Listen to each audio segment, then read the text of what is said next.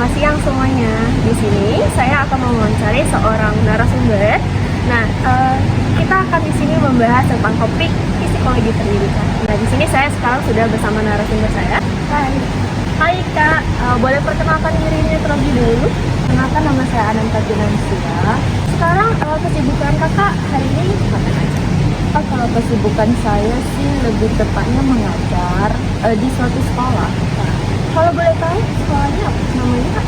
Nah, saya bekerja di Sekolah Global International Prep School di bidang PJTK. Wah, seorang guru ya. Nah, di sini saya akan bertanya nih Kak, beberapa hal tentang psikologi pendidikan. Menurut Kakak, apakah pendidikan itu penting untuk anak-anak? Menurut saya itu sangat penting sih, dikarenakan apalagi di bagian saya yang mengajar PJTK nih. Ibaratkan mereka dari bayi menuju ke balita. Nah, dari balita menuju ke anak-anak, dari anak-anak menuju remaja, remaja menuju dewasa. Nah, kalau misalnya tahap dari bayi ke balita itu kan lumayan agak sulit ya. Apalagi didikan dari rumah, dari sekolah itu pasti agak sedikit banyaknya agak berbeda.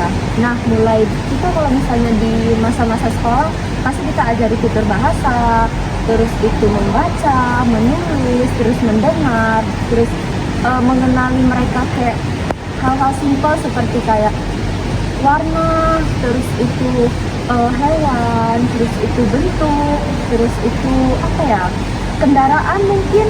Nah, jadi mereka udah bisa tahu dan bisa membangun karakter mereka. PJTK itu berarti sangat susah untuk belajarkan mereka, mengajari mereka itu tentang pendidikan. Saya mau tanya nih Kak, Kakak tadi ada menyebutkan tentang karakternya. Nah, kan pasti setiap siswa ada yang karakter sama, ada yang berbeda. Nah, di kelas Kakak yang Kakak ajarin itu, apakah mereka mempunyai karakter yang sama? Tentu tidak dong, karena pasti sebagian orang, sebagian anak-anak itu pasti ada yang lebih aktif, hiperaktif, pendiam, kadang dia mau berbicara, dia mau berinteraksi main, tapi dia tidak mengeluarkan suara. Nah, itu hanya beberapa yang saya ajar itu paling hanya beberapa aja sih.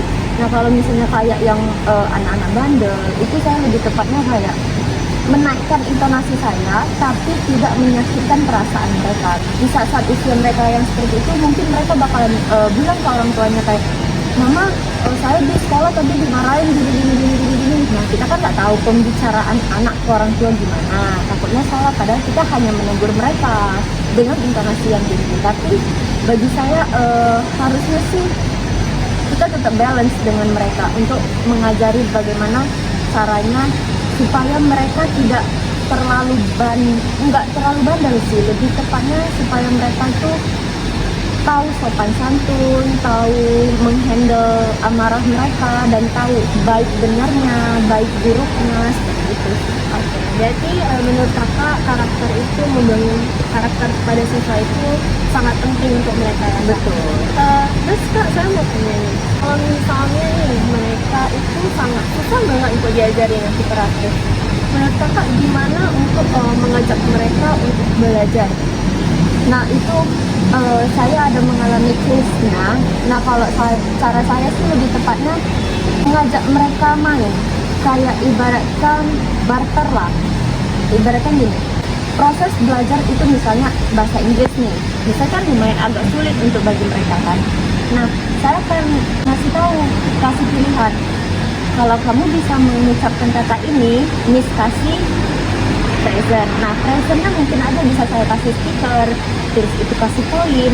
Mungkin mereka butuh snack, saya bakal kasih snack. Nah, mungkin itu snacknya bisa berupa janji aja sih, tapi tetap dikasih. Nah, kalau misalnya tidak berupa snack, mungkin bisa dengan poin atau stiker. Mereka dikasih poin dengan stiker yang lebih dari satu aja tuh mereka udah happy banget sih.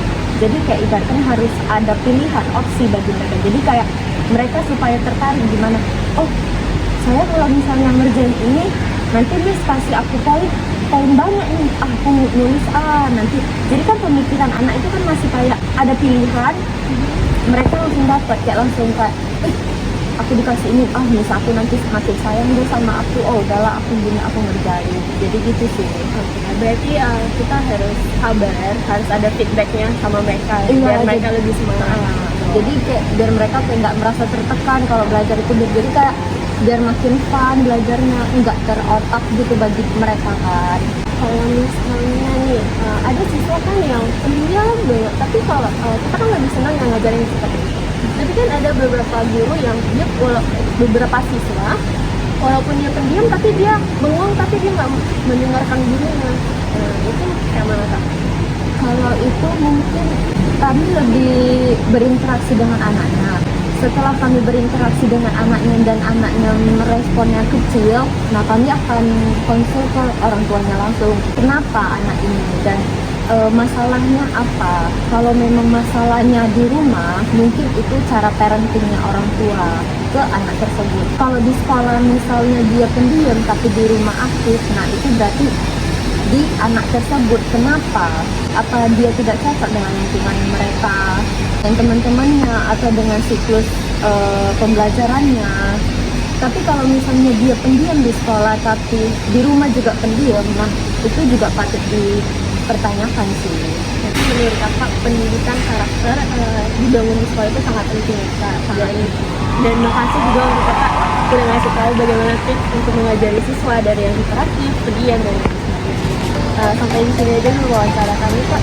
Terima kasih. Iya, terima kasih juga. Sampai di sini dulu wawancara hari ini. Sampai jumpa.